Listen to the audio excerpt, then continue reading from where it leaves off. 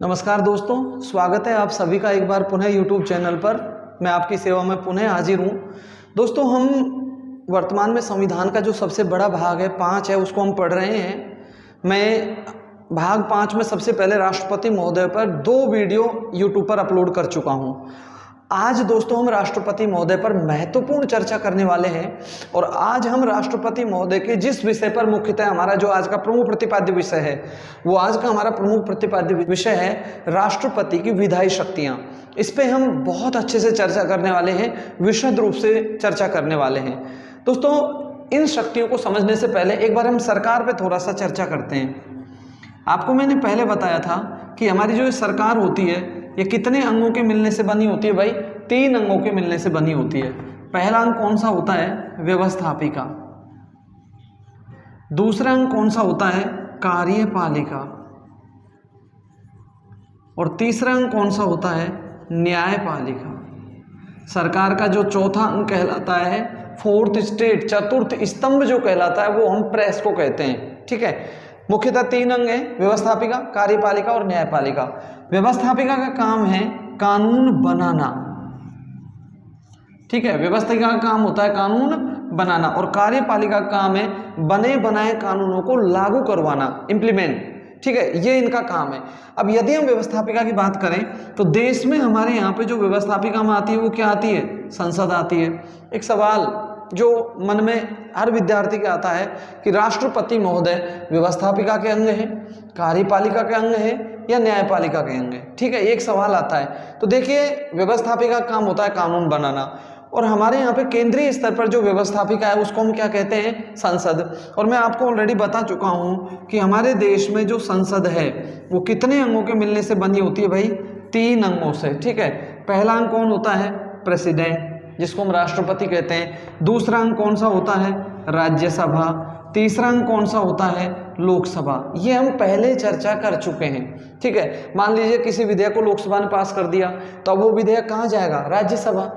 और राज्यसभा के भी पास करने के बाद अब वो विधेयक कहाँ जाएगा? प्रेसिडेंट महोदय के पास में। यदि प्रेसिडेंट महोदय उस पर साइन कर देंगे, दस्तखत कर देंगे, तो ही तो वो जो विधेयक है वो कानून का रूप ले पाएगा। तो हम कह सकते हैं कि राष्ट्रपति महोदय व्यवस्थापिका के एक महत्वपूर्ण अंग है, मतलब ये व्यवस्थापिका में शामिल है। साथ ही ये कार्यपालिका में भी शामिल है। आर्टिकल की बात करते हैं और वो आर्टिकल है भाई 99, अनुच्छेद 99 की हम बात करते हैं। क्या कहता है अनुच्छेद 99? राष्ट्रपति महोदय हमारे संसद के सदस्यों को शपथ दिलाएंगे।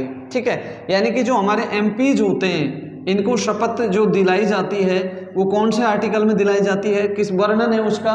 99 में। और उसमें ये लिखा हुआ है कि जितने भी हमारे एमपीज हैं, संसद के सदस्य हैं, उनको शपथ कौन दिलाते हैं? राष्ट्रपति महोदय या फिर राष्ट्रपति के द्वारा अधिकृत कोई व्यक्ति। ठीक है, अब जैसे हम लोकसभा की बात करते हैं, लोकसभा हमारे यहाँ भंग होती है। ठीक है, नई लोकसभा के चुनाव हुए तो हमारे यहाँ पे लोकसभा अध्यक्ष का डायरेक्टली चुनाव तो होता नहीं है। तो ऐसी स्थिति में क्या होता है? लोकसभा के सदस्यों को शपथ कौन दिलाएंगे? राष्ट्रपति महोदय। फिर वो एक व्यक्ति को अधिकृत करते हैं और उसे हम कहते हैं प्रोटेम स्पीकर। इसको अस्थायी अध्यक्ष भी कहते हैं। ठीक है, और इनका काम है लोकसभा के सदस्यों को शपथ दिलाना। ठीक है भाई, हमको पता है 99 में ये लिखा गया है कि राष्ट्रपति संसद के सदस्यों को शपथ दिलाएंगे। ठीक है, अगर संसद के सभी सदस्यों को राष्ट्रपति शपथ दिलाएंगे तो राष्ट्रपति दिलाएंगे या उनके द्वारा कोई अधिकृत व्यक्ति होता है। अब जैसे लोकसभा की बात करें तो लोकसभा में राष्ट्रपति महोदय किसकी नियुक्ति कर देते हैं? क्या कर देते हैं? नियुक्ति। तो वो प्रोटेम स्पीकर की नियुक्ति कर देते हैं। तो हमारे जो प्रेसिडेंट्स महोदय होते हैं वो तो प्रोटेम स्पीकर को शपथ दिला देते हैं और ये जो प्रोटेम स्पीकर होते हैं ये किसको शपथ दिला देते हैं? हमारे जो लोकसभा के सदस्य होते हैं उनको ये शपथ दिला देते हैं। तो ये जो शक्ति है कहीं ना कहीं ये कैसी शक्ति है भाई? विधायी शक्तियां। प्रोटेम स्पीकर पर हम जो लोकसभा पढ़ेंगे उस समय बहुत विशद रूप से और ज्यादा पढ़ेंगे। आमतौर पर हमारे यहाँ एक परंपरा चली आ रही है कि जो संसद का सबसे वरिष्ठ सदस्य होता है, वरिष्ठ का मतलब जो अधिक बार चुना गया हो, लोकसभा में होते हैं ना कई बार कोई 5 बार कोई 6 बार चुन के आ जाता है। ठीक है। तो ऐसे सदस्य जो कि राष्ट्रपति की नज़र में वरिष्ठ हो, आमतौर पर प्रायः साधारणतः उन्हीं को राष्ट्रपति महोदय प्रोटेम स्पीकर के रूप में नियुक्त करते हैं। अब हम आते हैं राष्ट्रपति की विधायी शक्तियों पर। देखो इसको मैं एक सिस्टम से समझाता हूं, अनुच्छेद हम अभी थोड़ी देर में याद करेंगे कौन से अनुच्छेद में क्या है, और हालांकि ज़्यादा इंपॉर्टेंट ये अनुच्छेद है भी नहीं, लेकिन फिर भी हम राष्ट्रपति जितने भी अनुच्छेद हैं उनको देखेंगे। सबसे पहले मैं एक सिस्टम से आपको बताता हूं। देखो इतना तो आप जानते ही हो कि हमारे यहाँ दो सदन है, एक का नाम है लोकसभा और एक का नाम है राज्यसभा। राज्यसभा एक स्थायी सदन है, वो कभी भी भंग नहीं होता, लेकिन जो समय से पहले भंग हो जाता है वो सदन कौन सा होता है? लोकसभा। ठीक है, मान लीजिए प्रधानमंत्री और मंत्रिपरिषद ने अपना लोकसभा में बहुमत खो दिया, तो ऐसी स्थिति में राष्ट्रपति महोदय लोकसभा को क्या कर देंगे? भंग कर देंगे। तो पहला तो सवाल हमारा यहीं से आरंभ होता है कि लोकसभा को भंग कौन करता है। ठीक है, तो लोकसभा को जो भंग करते हैं वो कौन करते हैं भाई? राष्ट्रपति महोदय, लेकिन मंत्रिपरिषद की लिखित सलाह पर हमारे देश के राष्ट्रपति महोदय लोकसभा को भंग कर देते हैं। अब लोकसभा भंग हो गई, तो ऐसी स्थिति में नई लोकसभा के चुनाव की अधिसूचना तो जारी होनी है। तो ध्यान रखना, जो नई लोकसभा होती है, यानी कि लोकसभा के जो चुनाव होते हैं, उनके चुनाव की अधिसूचना भी कौन जारी करते हैं? तो वो भी राष्ट्रपति महोदय जारी करते हैं। लोकसभा चुनाव की अधिसूचना जारी करना। अब मोस्टली बच्चे ये समझते हैं कि भाई जो चुनाव से संबंधित कार्य होते हैं वो तो कौन करता है? निर्वाचन आयोग करता है। अब यदि मैं तुम्हारे सामने एक सवाल रख दूं कि निर्वाचन आयोग निम्न में से कौन सा कार्य नहीं करता है, और उसमें एक ऑप्शन ये मिल जाए लोकसभा चुनाव की अधिसूचना जारी करना, ठीक है, तो हर आदमी यही सोचता है कि भाई लोकसभा के चुनाव आ गया तो चुनाव से संबंधित कौन आ गया? निर्वाचन आयोग आ गया। ध्यान रखना, लोकसभा के चुनाव की अधिसूचना निर्वाचन आयोग जारी नहीं करता है, अपितु जो लोकसभा के चुनाव की अधिसूचना होती है वो कौन जारी करता है? तो वो जारी करते हैं हमारे राष्ट्रपति महोदय। राइट, लोकसभा को भंग राष्ट्रपति महोदय ने मंत्रिपरिषद की सिफारिश पर कर दिया। इसके अलावा लोकसभा चुनाव की जो अधिसूचना जारी होती है वो कौन जारी करते हैं? राष्ट्रपति महोदय। अब लोकसभा के चुनाव हो गए, ठीक है, लोकसभा चुनाव का परिणाम आ गया, मतलब लोकसभा गठित हो गई। अब नवीन लोकसभा को पहली बार आहूत तो करेंगे। आहूत का मतलब होता है बुलाना। तो नवीन लोकसभा को जो पहली बार आहूत करते हैं वो भी बंदे कौन होते हैं? राष्ट्रपति महोदय। नवीन लोकसभा को आहूत करना, ठीक है भाई। नई लोकसभा जो हाल ही में चुन के आई है उसका जो पहला सत्र होगा उसको बुलाएंगे, तो वो कौन बुलाएंगे? वो राष्ट्रपति महोदय बुलाते हैं। और ध्यान रखना, जब नई लोकसभा आती है तो इसी नई लोकसभा में राष्ट्रपति महोदय किसकी नियुक्ति करते हैं? प्रोटेम स्पीकर की। राइट, तो ये जो प्रोटेम स्पीकर होते हैं इनका काम होता है शपथ दिलाना। अभी हमने बात की थी ना अनुच्छेद 99 में, तो इनका काम होता है शपथ दिलाना। ठीक है, इसके अलावा ये हो गया, संसद का सत्र बुलाया जाता है भाई किस तारीख से। अच्छा, ये हो गया। इसके अलावा जैसे राष्ट्रपति महोदय डिसाइड करते हैं मंत्रिपरिषद की सलाह पर कि हमको संसद का सत्र कब से स्टार्ट करना है, मतलब कब से बुलाया जाएगा और वो कब पे जाके खत्म होगा। ठीक है, तो देखो संसद के सत्र को बुलाने को हम बोलते हैं आहूत करना। तो संसद सत्र आहूत करना, तो ये काम भी किसका है? राष्ट्रपति महोदय का। संसद का सत्रावसान करना, सत्रावसान का मतलब है सत्र कब तक चलेगा। जैसे हम कह देते हैं कि भाई आज स्टार्ट हो गया और आज से लेके आने वाले 1 महीने तक चलेगा, तो लास्ट का जो डे होता है ना संसद का सत्रावसान जो करते हैं वो कौन करते हैं? राष्ट्रपति महोदय करते हैं। अच्छा, हम आगे चल के लोकसभा पढ़ेंगे, उस समय लोकसभा अध्यक्ष भी आएंगे। जैसे मैं एक सवाल रख देता हूं आपके सामने कि निम्न में से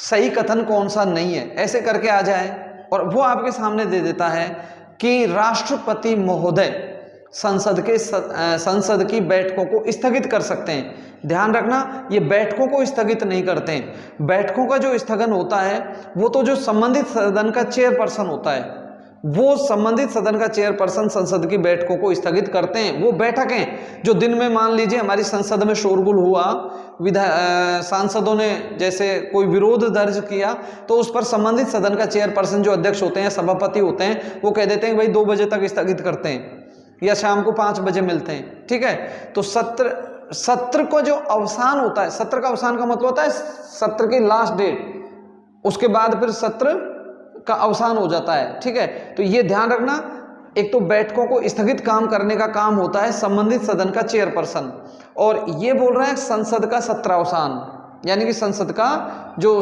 अधिवेशन बुलाया जाता है, जैसे हमारे यहाँ 3 सत्र बुलाए जाते हैं, बजट, मानसून और शीत या शरदकालीन। तो बजट सत्र कब से कब तक चलेगा?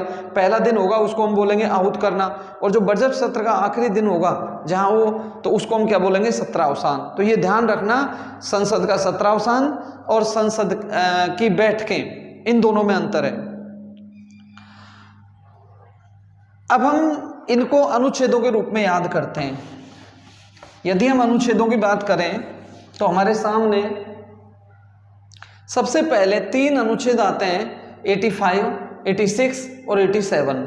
सबसे पहले मैं अनुच्छेद 85 की बात करता हूं। अभी जो बताई हैं इन्हीं को मैं एक अनुच्छेदों के रूप में बात करता हूं। देखिए, अनुच्छेद 85 में मुख्यतः 3 बातें हैं, ये आपको गांठ बांध लेनी है। अनुच्छेद 85 में कितनी बातें हैं? 3 बातें। सबसे पहले, राष्ट्रपति महोदय संसद के सत्र को आहूत करते हैं, यानी कि बुलाते हैं। आहूत का मतलब क्या होता है? बुलाना। तो जो संसद का सत्र बुलाया जाता है वो हमेशा कौन बुलाते हैं भाई? राष्ट्रपति महोदय बुलाते हैं। जो मंत्री परिषद होती है उसकी सिफारिश पर ही हमारे देश के राष्ट्रपति महोदय संसद का सत्र बुलाते हैं। ठीक है, लेकिन कभी कभी राष्ट्रपति महोदय स्वविवेकीय शक्तियों का उपयोग भी कर सकते हैं और वो बिना मंत्री परिषद की सिफारिश के भी संसद का सत्र आहूत कर सकते हैं। आप याद करो, जब मैंने अनुच्छेद 60 पढ़ाया था आपको, राष्ट्रपति की शपथ, उस समय मैंने आप लोगों को बताया था कि राष्ट्रपति महोदय संविधान की रक्षा की शपथ लेते हैं। ठीक है, मान लीजिए सिचुएशन ऐसी बनती है कि लोकसभा में जो सत्ता पक्ष है उसने अपना बहुमत खो दिया, तो वो तो किसी भी हाल में नहीं चाहेगा कि संसद का अधिवेशन बुलाया जाए। तो ऐसी स्थिति में राष्ट्रपति महोदय अपनी स्वविवेकीय शक्तियों का प्रयोग करते हुए वो संसद का अधिवेशन बुला सकते हैं। तो पहला हो गया संसद के सत्र को आहूत करना, और दूसरा जो मैंने अभी आपको बताया था, संसद का सत्रावसान करना, संसद के सत्र का सत्रावसान करना। तो ये भी आर्टिकल कौन सा है? अनुच्छेद 85 ही है। और इसमें जो तीसरी बात है वो है, राष्ट्रपति महोदय मंत्री परिषद की सिफारिश पर लोकसभा को भंग कर सकते हैं। ठीक है, तो 3 बातें हो गई। संसद के सत्र को आहूत करते हैं तो राष्ट्रपति महोदय आर्टिकल 85 में करते हैं। संसद के सत्र का जो सत्रावसान होता है वो भी आर्टिकल 85 है। इसके अलावा जो लोकसभा को भंग करते हैं राष्ट्रपति महोदय, वो भी कौन सा है? 85 ही है। अब हम बात करते हैं अनुच्छेद 86 की। संसद के अधिवेशनों को राष्ट्रपति महोदय संबोधित कर सकते हैं। अनुच्छेद 86 कहता है कि जो संसद के अधिवेशन होते हैं उनको राष्ट्रपति महोदय संबोधित कर सकते हैं।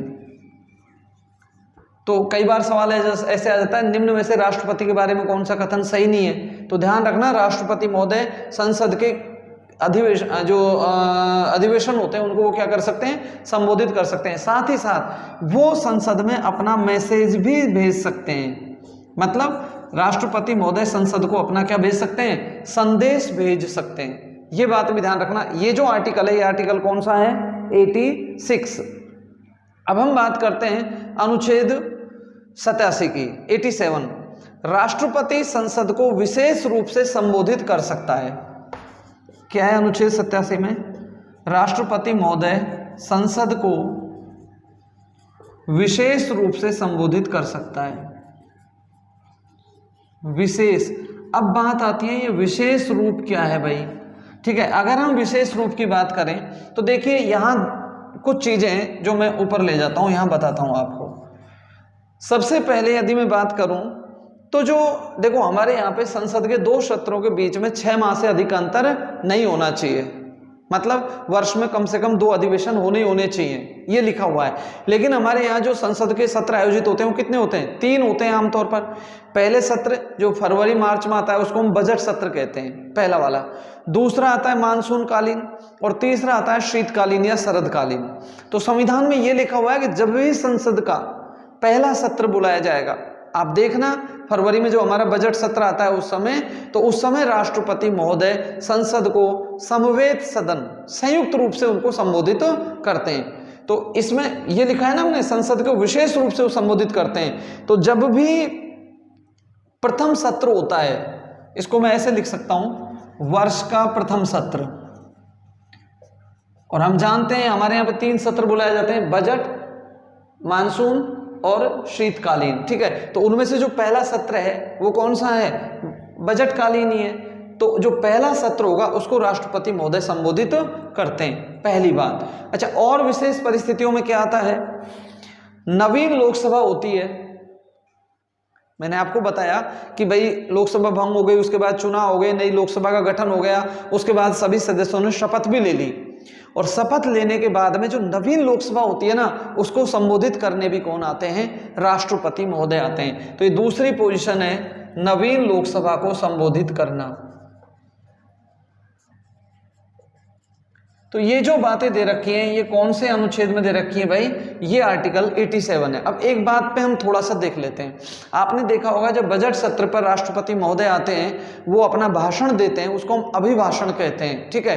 तो एक सवाल बनता है, राष्ट्रपति के अभिभाषण को कौन तैयार करता है? तो ध्यान रखना, अच्छा सवाल भी है। राष्ट्रपति के अभिभाषण को जो हमारी मंत्री परिषद होती है वो तैयार करती है। अच्छा सवाल है, राष्ट्रपति के अभिभाषण को कौन तैयार करता है? तो राष्ट्रपति के अभिभाषण को कौन तैयार करता है? मंत्री परिषद उस अभिभाषण को तैयार करती है, ठीक है। तो ये 3 अनुच्छेद मैंने आपको बताया, एक आर्टिकल 85 था, एक 86 था और एक 87 है। अब हम आगे चलते हैं।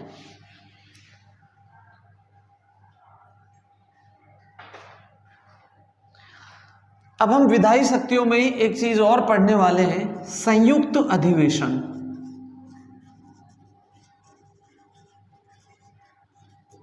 ठीक है, बहुत प्यारे प्यारे सवाल बनते हैं संयुक्त अधिवेशन में से। तो इसका पूरा बेसिक कॉन्सेप्ट हम लोग तैयार करेंगे। पहली बात तो हमको पता है संसद में 2 हाउस हैं, एक का नाम लोकसभा है और एक का नाम राज्यसभा है। लोकसभा का अलग कक्ष होता है और राज्यसभा का अलग कक्ष होता है। अब बात यह बनती है, क्या संसद के दोनों समवेत संयुक्त अधिवेशन बुलाया जा सकता है? तो आपका आंसर आएगा यस, संसद का संयुक्त अधिवेशन बुलाया जा सकता है। तो वो कौन बुलाते हैं? तो ध्यान रखना, जब भी संसद के संयुक्त अधिवेशन की हम बात करें तो ये कौन बुलाते हैं भाई? राष्ट्रपति महोदय बुलाते हैं। और राष्ट्रपति महोदय जो संसद का संयुक्त अधिवेशन बुलाते हैं वो कौन से विधेयकों पे बुलाते हैं? तो याद रखना, वो साधारण विधेयकों पे बुलाते हैं। आमतौर पर विधेयक 2 तरह के होते हैं, तो साधारण विधेयक और एक धन विधेयक होते हैं। तो ऐसे जो साधारण विधेयक होते हैं उन पर राष्ट्रपति महोदय क्या बुला सकते हैं? संयुक्त अधिवेशन बुला सकते हैं। और ये अनुच्छेद है 108। पहली बात, क्या हमारे देश में संयुक्त अधिवेशन बुलाया जा सकता है? बुलाया जा सकता है। कौन बुलाता है? राष्ट्रपति महोदय। और कौन से विधेयकों पे बुलाते हैं? साधारण विधेयकों पे। क्या प्रोसेस है इसकी? देखो, यदि मैं संसद की बात करूं तो संसद में 2 सदन है, एक का नाम क्या है? लोकसभा, हाउस ऑफ पीपुल, और एक का नाम क्या है? राज्यसभा, ठीक है। अब मान लीजिए विधेयक कैसा होना चाहिए? ध्यान रखना, साधारण विधेयक। कोई विधेयक साधारण विधेयक, धन विधेयक पर कभी भी जॉइंट मीटिंग का प्रावधान नहीं है, याद रखना। और यदि हम संविधान में कोई संशोधन करने जा रहे हैं तो उस पर भी हम कभी भी संसद का संयुक्त अधिवेशन नहीं बुला सकते। अगर हम संयुक्त अधिवेशन बुला सकते हैं तो वो केवल और केवल कैसे विधेयक होते हैं? साधारण विधेयक। अब पहली बात तो साधारण विधेयक कहाँ पेश होगा? तो ध्यान रखना, साधारण विधेयक राज्यसभा में भी पेश हो सकता है और लोकसभा में भी पेश हो सकता है, लेकिन धन विधेयक केवल कहाँ पेश होगा? लोकसभा में, क्योंकि ये जनता का सदन है। लेकिन हम चूंकि अभी हम जो पढ़ रहे हैं वो संयुक्त अधिवेशन पढ़ रहे हैं, और संयुक्त अधिवेशन जो बुलाया जाता है वो किस पे बुलाया जाता है? साधारण विधेयकों पे। अब मान लीजिए कोई साधारण विधेयक है, अब वो पहले किस सदन में पेश हो गया? भाई वो पहली बात तो किसी भी सदन में पेश हो सकता है। अब पहले मान लीजिए वो पेश हो गया कहाँ पर? लोकसभा में। अगर वो लोकसभा में पेश हो गया और उसको लोकसभा ने साधारण बहुमत से पारित भी कर दिया, तो सीधी सी बात है अब वो विधेयक कहाँ जाएगा? राज्यसभा के पास में। और यहाँ पास होने के बाद जब राज्यसभा के पास गया तो राज्यसभा ने उस विधेयक को 6 माह तक लंबित पटक दिया। ठीक है, लंबित पड़ा हुआ है वो, कोई जवाब ही नहीं है, उसको पास ही नहीं कर रहे, कुछ नहीं कह रहे। तो ऐसा, या फिर इसका उल्टा भी हो सकता है, मान लीजिए कोई साधारण विधेयक है तो पहले वो राज्यसभा में पेश हो सकता है, राज्यसभा उसे पास कर सकती है, राज्यसभा ने वो विधेयक पास कर दिया, वो कहाँ जाएगा? लोकसभा, और लोकसभा उसे कितने महीने पेंडिंग में डाल देती है? 6 महीने। तो ऐसी स्थिति में हमारे देश के राष्ट्रपति महोदय क्या बुला सकते हैं? संयुक्त अधिवेशन बुला सकते हैं। समझ गए? तो सीधी सी बात है, ये जो आर्टिकल ये कौन सा है? 108 है। अब एक और अच्छा सवाल, जब भी संयुक्त अधिवेशन बुलाया जाएगा तो अब 2 हाउस हो गए ना, एक तो हो गया लोकसभा, एक हो गया राज्यसभा, और दोनों एक जगह ही बैठेंगे संयुक्त अधिवेशन। अब लोकसभा की कार्यवाहियों का संचालन करते हैं स्पीकर, लोकसभा अध्यक्ष, और राज्यसभा का जो पदेन सभापति होते हैं वो कौन होते हैं? उपराष्ट्रपति। तो सवाल ये बनता है संयुक्त अधिवेशन की अध्यक्षता कौन करता है? तो अच्छा सवाल है, संयुक्त अधिवेशन की जो अध्यक्षता करता है वो करते हैं स्पीकर महोदय, मतलब लोकसभा अध्यक्ष।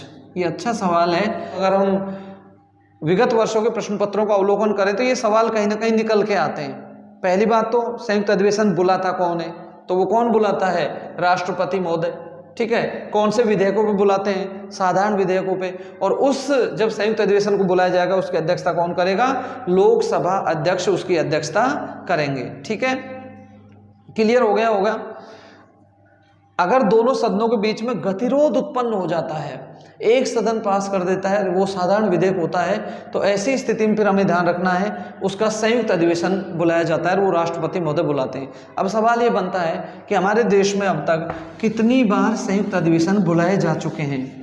तो आपका सवाल बनेगा, आपका आंसर बनेगा, अब तक हमारे देश में 3 संयुक्त अधिवेशन बुलाए जा चुके हैं। कितनी बार? 3 बार। ठीक है, देखो मैं याद रखने के लिए ऐसा रख रहा हूं 6, 16। अब जैसे रीजनिंग टाइप का सवाल हो गया, 6 के बाद 16 है, 10 का गैप है, तो अगला क्या आएगा? 26 आएगा। हम ऐसे भी इसको याद कर सकते हैं। ठीक है, पहला जो संयुक्त अधिवेशन बुलाया गया था वो 6 मई 1961 को बुलाया गया था। पहला संयुक्त अधिवेशन कब बुलाया गया था? 6 मई 1961 को। और इसको बुलाया था, उस समय जो हमारे तत्कालीन राष्ट्रपति महोदय थे वो थे डॉक्टर राजेंद्र प्रसाद जी।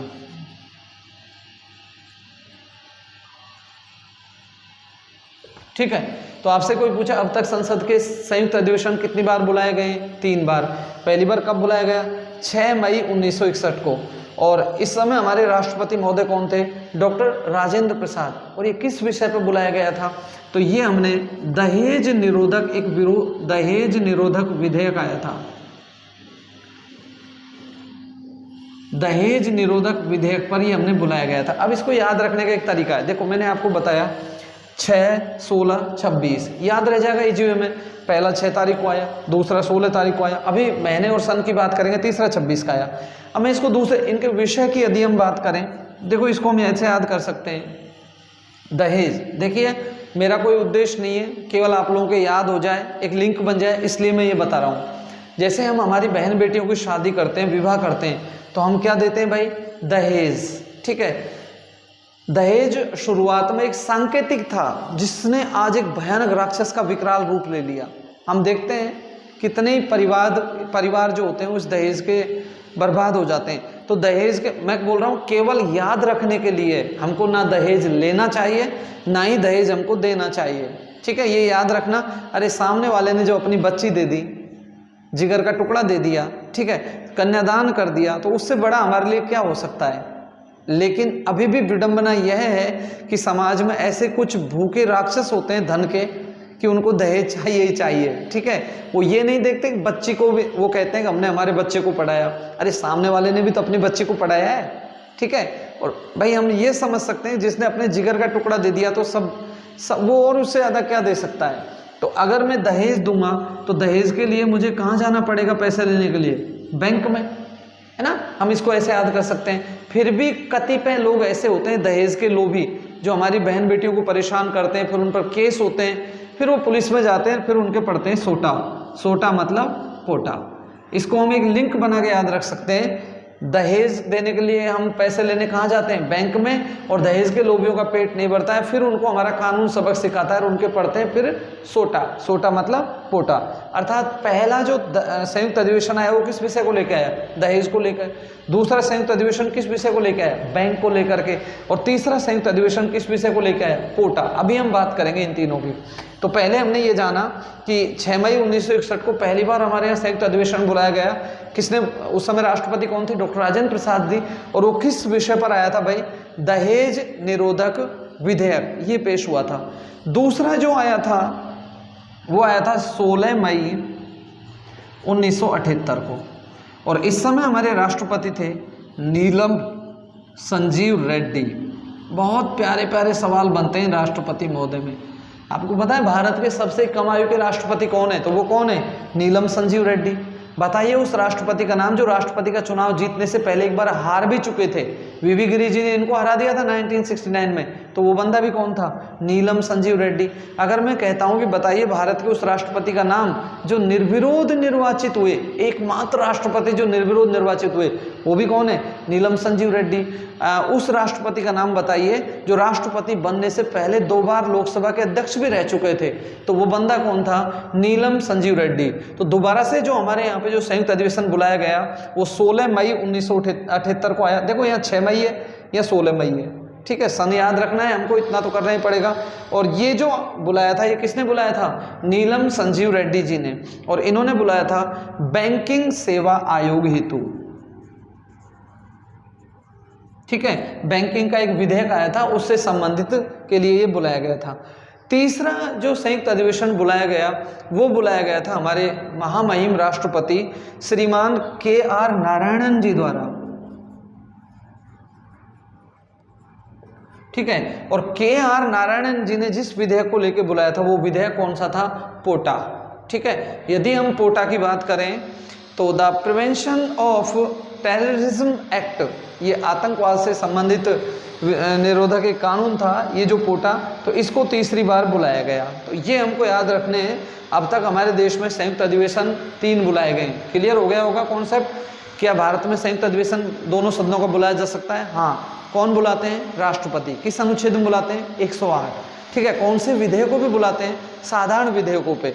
फिर हमने जाना उस समय जो संयुक्त अधिवेशन बुलाया जाएगा तो क्या उसके कार्यवाहियों का संचालन कौन करेंगे? लोकसभा अध्यक्ष, जिनको हम स्पीकर भी कहते हैं। अब तक हमारे देश में संयुक्त अधिवेशन कितनी बार बुलाया गया? 3 बार। पहली बार कब बुलाया गया? 6 मई 1961 को। दोबारा से कब बुलाया गया? 16 मई 1978 को। और तिबारा से कब बुलाया गया? तो वो डेट है, सॉरी इसको लिखना भूल गया मैं, 26 मार्च 2002। सॉरी भाई इसको लिखना भूल गया। तो तीसरी बार जो विधेयक आया था वो 26 मार्च 2002 को। पहली बार किसने बुलाया? डॉक्टर राजेंद्र प्रसाद जी ने। दूसरी बार किसने बुलाया? महामहिम नीलम संजीव रेड्डी जी ने। तीसरी बार किसने बुलाया? श्रीमान जी KR नारायणन महामहिम महोदय ने, ठीक है। पहली बार किस विधेयक पे आया? दहेज पे। दोबारा से बैंकिंग। और तीसरा एक आतंकवादी विरोधी कानून था, निरोधक कानून था, उसका नाम क्या था? पोटा, आतंकवादी निरोधक अधिनियम जिसको हम कहते हैं। इस पर हमारे देश में संयुक्त अधिवेशन बुलाया गया है। तो अब ये संयुक्त अधिवेशन का कॉन्सेप्ट आपका क्लियर हो गया होगा। याद रखना कभी भी राष्ट्रपति महोदय धन विधेयक पर संयुक्त अधिवेशन नहीं बुला सकते, ठीक है। आगे चल के हम पढ़ेंगे धन विधेयक की परिभाषा अनुच्छेद 110 में दी गई है। धन विधेयक ओनली लोकसभा में पेश होता है, ठीक है। लोकसभा के पेश होने के बाद राज्यसभा को उसको निलंबनकारी शक्ति प्राप्त है, वो मैक्सिमम 14 डेज अपने पास रख सकती है, अन्यथा अदरवाइज वो अपने आप पास हो जाएगा, ठीक है ना। तो ये हो गया। इसके अलावा धन विधेयक जो होता है इस पर कभी भी संयुक्त अधिवेशन का प्रावधान नहीं है। साथ ही याद रखना अगर हम संविधान में संशोधन करने जा रहे हैं, अमेंडमेंट बिल, संविधान संशोधन करने जा रहे हैं, तो ऐसी स्थिति में भी कभी भी राष्ट्रपति महोदय संसद का संयुक्त अधिवेशन बुला नहीं सकते हैं। क्लियर हो गया? संसद का संयुक्त अधिवेशन। अध्यादेश जारी करना, अध्यादेश पे हम चर्चा करने वाले हैं। अच्छा, अगर हम विगत वर्ष के प्रश्न पत्रों का अवलोकन करें तो हमको ये बिल्कुल सीधा सा सवाल मिलता है कि अध्यादेश जारी करना राष्ट्रपति की कैसी शक्ति है। तो आप कहोगे अध्यादेश जारी करना राष्ट्रपति की कैसी शक्ति है भाई? विधायी शक्ति है। ठीक है, विधायी शक्ति है। अब अध्यादेश, पहली बात तो होता क्या है, इसे कौन जारी करता है, कब जारी करता है और इसका प्रवर्तन किस तरीके, ये सब चीज़ें अब हम जानने वाले हैं। सबसे पहले अध्यादेश देखिए, मान लीजिए हमारे संसद का अधिवेशन नहीं चल रहा है, मतलब लोकसभा और राज्यसभा की कार्यवाही का संचालन नहीं हो रहा है, और ऐसी स्थिति में हमको कोई महत्वपूर्ण विषय पर फैसला लेना है तो राष्ट्रपति महोदय ये डिसाइड करेंगे कि भाई हमको बहुत जल्दी ही इस विषय पर, वो आश्वस्त होने चाहिए, बहुत अतिशीघ्र इस विषय पर हमको डिसीजन लेना है, तब वो जारी करते हैं। उसी को हम क्या कहते हैं? अध्यादेश कहते हैं। तो आपको पता लग गया, अध्यादेश तब जारी होता है जब संसद का सत्र नहीं चल रहा होता है। संसद का सत्र अगर नहीं चल रहा है तो ही क्या जारी होता है? बोलिए, अध्यादेश। अदरवाइज अगर संसद का सत्र चल रहा है तो फिर अध्यादेश जारी नहीं होगा, क्योंकि संसद उसको फिर पास कर देगी। तो पहली बात, आपसे कोई पूछा अध्यादेश कौन जारी करता है, तो अध्यादेश कौन जारी करता है भाई? राष्ट्रपति। ठीक है, किस अनुच्छेद में जारी करता है? तो इसका मैंने लास्ट वीडियो में भी चर्चा किया था। जो अनुच्छेद है 1, 2, 3, इस समय राष्ट्रपति महोदय डिसीजन लेते हैं। ठीक है, आपको पता होगा एक फिल्म में एक गाना भी आया था, उसमें वो हीरोइन नाची थी 1, 2, 3। ठीक है, मात्र माफ करना साथियों, हमारे याद रह जाए इसलिए मैं बता रहा हूँ इसको।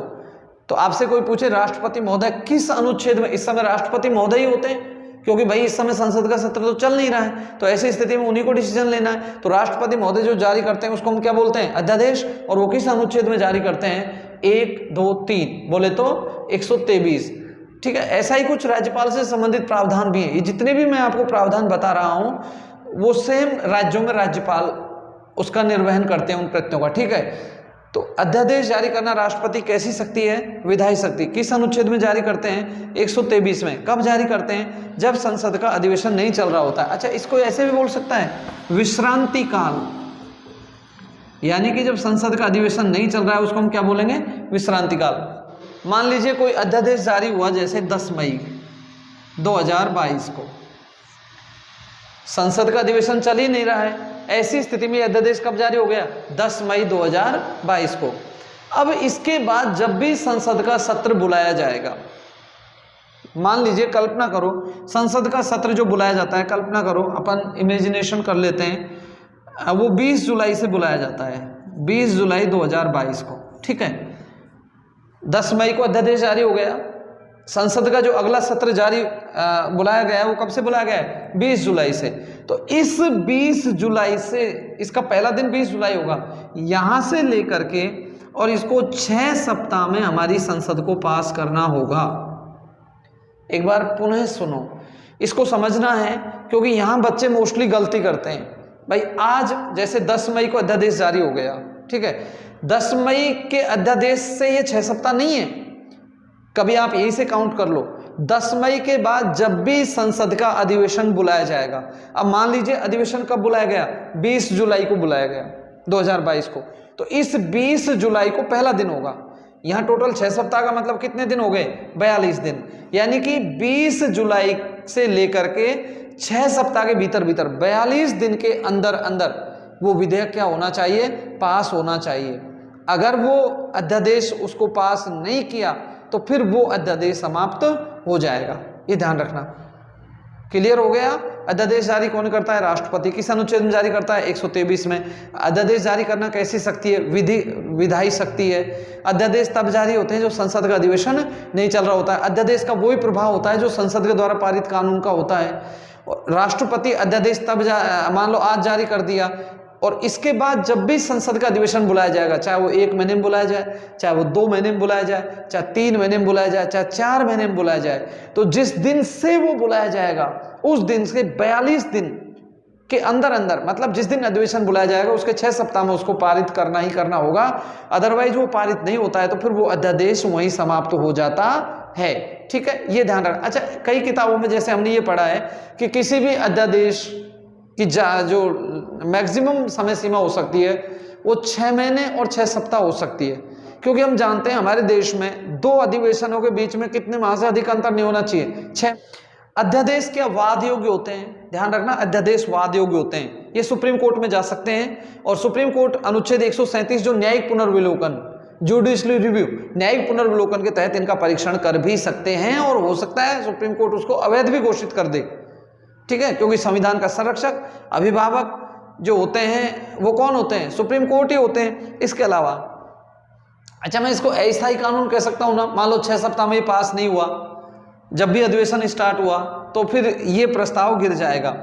डीसी बधवा बनाम बिहार राज्य विवाद 1988, डीसी बधवा वर्सेस बिहार, ये एक विवाद हुआ था जो 1988 में।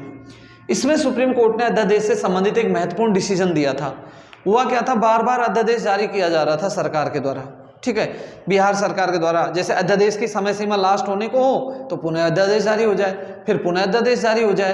तब सुप्रीम कोर्ट महोदय ने कहा था कि बार बार अध्यादेश जारी होना संसदीय परंपरा के साथ एक तरीके से धोखाधड़ी है। भाई संसद क्यों है, विधानसभाएं क्यों हैं, तो आप विधानसभा का अधिवेशन बुलाइए ना और उसमें फिर उसको पास कीजिए।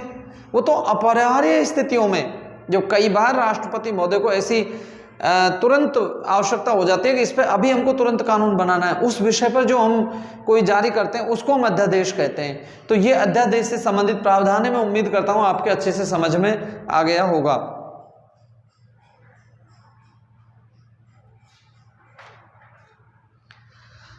अब हम बात करते हैं संविधान के अनुच्छेद 111 की।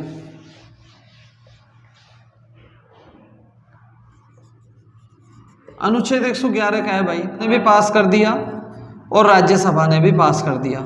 अब वो विधेयक कहाँ जाएगा, प्रेसिडेंट महोदय के पास में वो विधेयक जाएगा। अब प्रेसिडेंट महोदय उस पर साइन कर सकते हैं या साइन करने से बिल्कुल मना कर सकते हैं, या फिर उस विधेयक को पुनर्विचार के लिए लौटा सकते हैं। ये जितने भी प्रावधान है ये किस अनुच्छेद में आते हैं, 111। मैंने कहा था ना शुरुआत में ही कि राष्ट्रपति महोदय व्यवस्थापिका के एक पार्ट हैं, क्योंकि जब तक राष्ट्रपति महोदय, भाई व्यवस्थापिका का काम होता है कानून बनाना, और जब तक कानून वो बन ही नहीं सकता, भाई विधेयक वो होता है जो प्रोसेस में होता है। लोकसभा ने पास कर दिया, राज्यसभा ने पास कर दिया, क्या कहलाएगा वो, विधेयक, बिल। लेकिन जिस दिन राष्ट्रपति महोदय उस पर साइन कर देंगे वही क्या बन जाएगा, कानून बन जाएगा, ठीक है। तो अगर व्यवस्थापिका हमारी मतलब लोकसभा और राज्यसभा पास कर देती है तो वो विधेयक कहाँ जाएगा, प्रेसिडेंट महोदय के पास में, उस पर वो साइन कर सकते हैं, साइन करने से मना कर सकते हैं, या फिर वो पुनर्विचार के लिए उस विधेयक को लौटा सकते हैं। अब होता क्या है, यहां पर संविधान में कोई निश्चित अवधि नहीं है।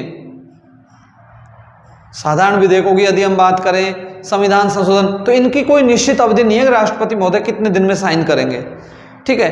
तो वो लटका रहता है, इसी को हम कहते हैं राष्ट्रपति की वीटो पावर, निषेधाधिकार, हिंदी में कहते हैं वीटो पावर, ठीक है। वीटो पावर की यदि हम बात करें तो हमने कई बार पढ़ा है कि राष्ट्रपति महोदय को, जो हमारे देश के राष्ट्रपति महोदय, उनको 3 प्रकार की वीटो शक्ति प्राप्त होती है, ये हमने पढ़ा है। मैं आपको पूरी वीटो ही बता रहा हूं, ये वीटो क्या होता है। देखिए, अगर हम विश्व के संदर्भ में देखें तो वीटो पावर जो होती है वो 4 प्रकार की होती है, टाइप्स ऑफ वीटो। तो ये जो वीटो, जिसको हम हिंदी में निषेधाधिकार कहते हैं, ये जो वीटो होती है भाई, ये कितने प्रकार की वीटो होती है, बोलिए, 4 प्रकार की वीटो होती है। और इनमें जो सबसे पहली वीटो होती है वो होती है क्वालिफाइड वीटो। चलो हिंदी में ही लिख देता हूं, क्वालिफाइड वीटो।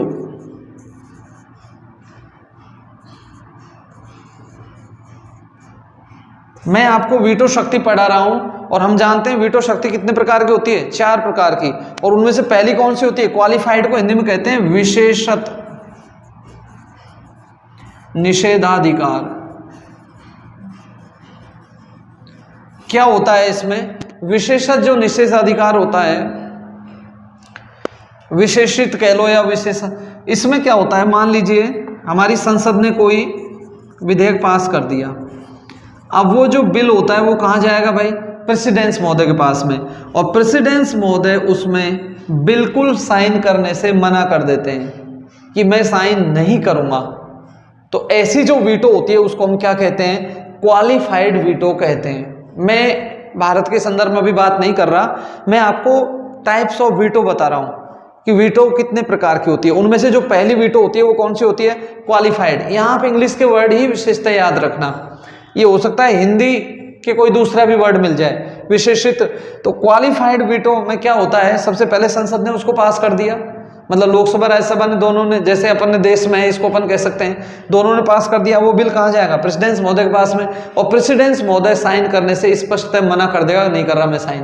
तो वो जो वीटो होती है उसको हम क्या कहते हैं? Qualified veto. ध्यान रखना, ये वीटो भारत के राष्ट्रपति महोदय पर अप्लाई नहीं होती। इसमें क्या होता है, अगर फिर ये जो संसद होता है ये अपने 2/3 बहुमत से इसको पास कर देता है, तो फिर वहां के राष्ट्रपति को साइन करने ही करने पड़ेंगे। ये विशेषता जैसे अमेरिका देश में है, भाई अमेरिका में जो संसद होती है उसको हम कांग्रेस कहते हैं। अमेरिका में जो संसद है उसको हमने क्या नाम दिया है? कांग्रेस। ठीक है, तो कांग्रेस ने कोई विधेयक पास कर दिया, अब वो वहां के प्रेसिडेंस के पास जाएगी, प्रेसिडेंस ने वहां के ने बिल्कुल मना कर दिया, नहीं करता मैं साइन, तो ये वीटो कौन सी हो गई? Qualified veto. और यदि अमेरिका की कांग्रेस उसे 2/3 बहुमत से पुनः पास कर देती है तो फिर वहां के राष्ट्रपति को उस पर अनिवार्य रूप से साइन करने ही करने होंगे। ये वीटो जो है ये भारत में अप्लाई, हमारे देश के जो राष्ट्रपति महोदय हैं इन पर अप्लाई नहीं होती है। तो ये पहली वीटो हो गई, और जिसको हमने क्या नाम दिया है? Qualified veto. अब हम दूसरी वीटो की बात करते हैं, एब्सोल्यूट वीटो। चलो हिंदी में ही लिखता हूं,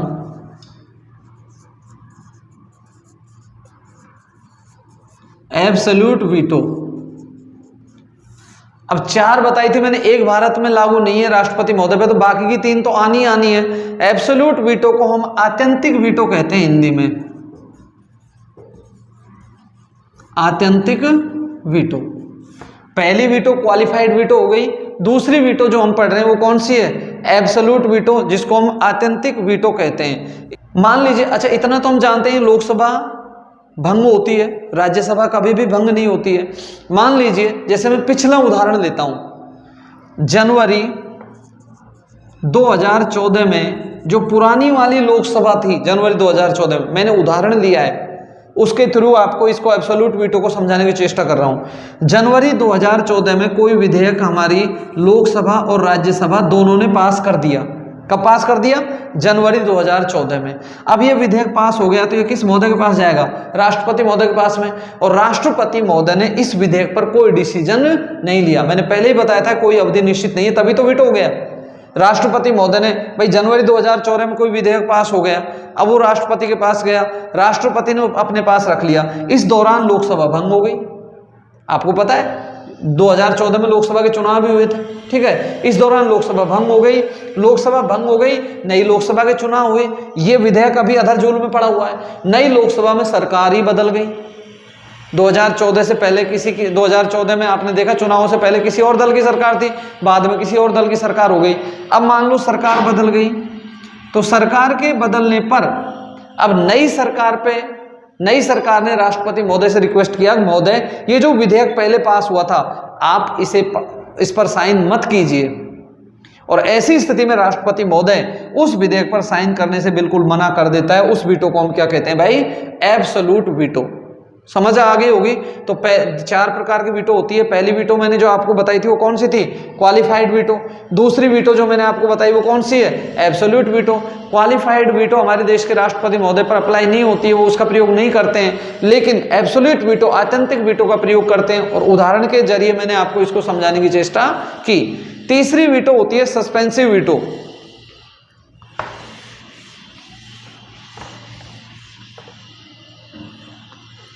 सस्पेंसिव वीटो, और इसको हिंदी में कहते हैं निलंबनकारी वीटो।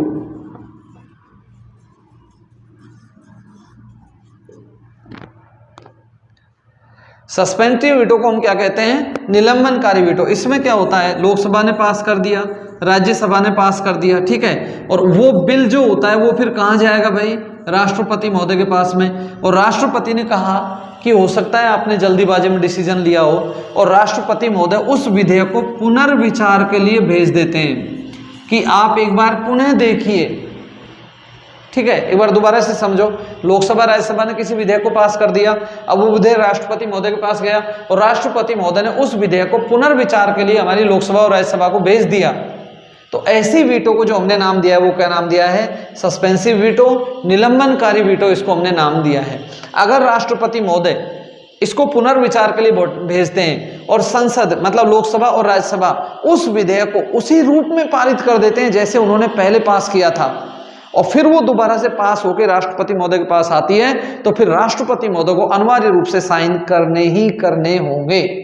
ठीक है, ये प्रावधान जो है 44वां संवैधानिक संशोधन 1978 के द्वारा जोड़ा गया। 42वां संवैधानिक संशोधन 1976 के द्वारा राष्ट्रपति को मंत्रिपरिषद की सलाह मानने के लिए बाध्य कर दिया गया था, जिसको 44वां संवैधानिक संशोधन 1978 में बदल करके पुनर्विचार के लिए, ठीक है, ये एक प्रावधान जोड़ दिया गया। तो ये जो वीटो है ये कौन सी होती है? निलंबनकारी वीटो, और इंग्लिश में इसको हम क्या कहते हैं? Suspensive veto. तो आपको पता लगा पहली वीटो का नाम क्या बताया था मैंने आपको? क्वालिफाइड वीटो, दूसरी वीटो एब्सोल्यूट वीटो, तीसरी वीटो सस्पेंसिव वीटो, और चौथी वीटो आप जानते ही हैं पॉकेट वीटो। और पॉकेट को हम क्या बोलते हैं? जेब भी तो कहते हैं, तो इसका एक नाम हो गया जेबी वीटो।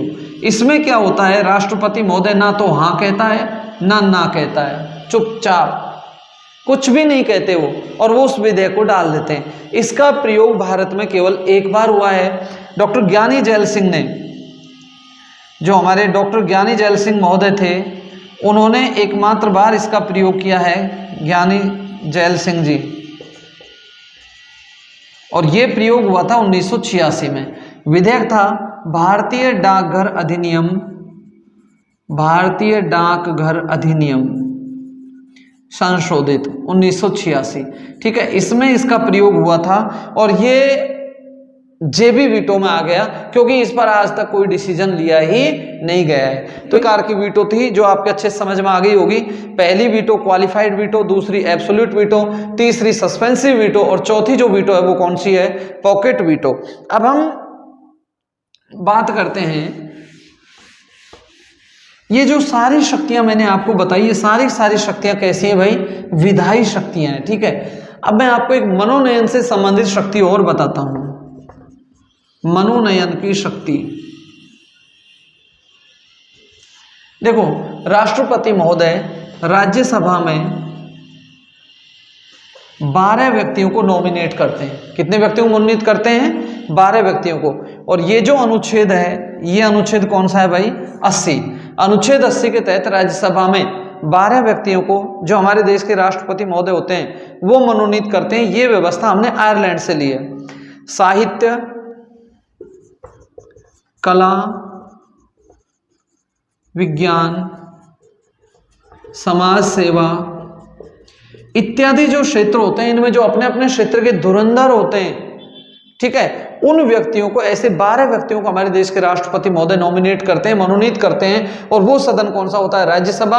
और ये आर्टिकल कौन सा है? ये आर्टिकल कौन सा है? 80। तो आज का हमारा सफर यहीं तक रहेगा। आज हमने राष्ट्रपति महोदय की जो विधायी शक्तियां हैं इन पर विस्तार से चर्चा की, और मैं उम्मीद करता हूं शायद आपको निश्चित रूप से लाभ होगा। धन्यवाद आप सभी के लिए। अगले वीडियो में आपसे फिर मुलाकात होगी, तब तक के लिए नमस्कार।